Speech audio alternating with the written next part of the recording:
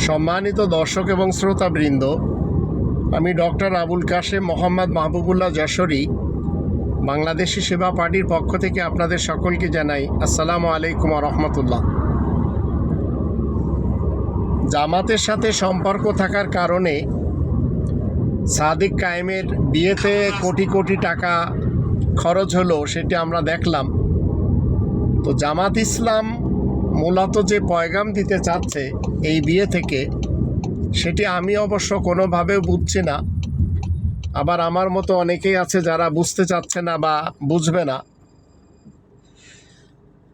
এখন যারা জিজ্ঞেস করছেন এত কোটি কোটি টাকা কোথায় পেল, তাতে বোঝা যাচ্ছে তার শ্বশুর একটা শিল্পপতির একটি মেয়ে, আবার জামাতের ট্যাগ আছে, তার সাথে শিবিরের ট্যাগ আছে।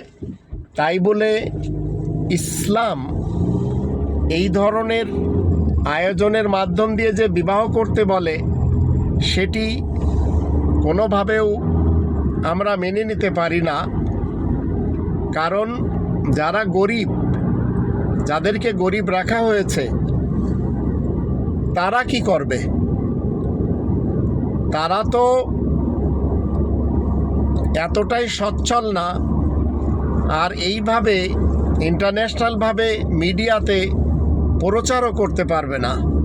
মূলত জামাত শিবিরকে এগুলি নিয়ে ভাবতে হবে।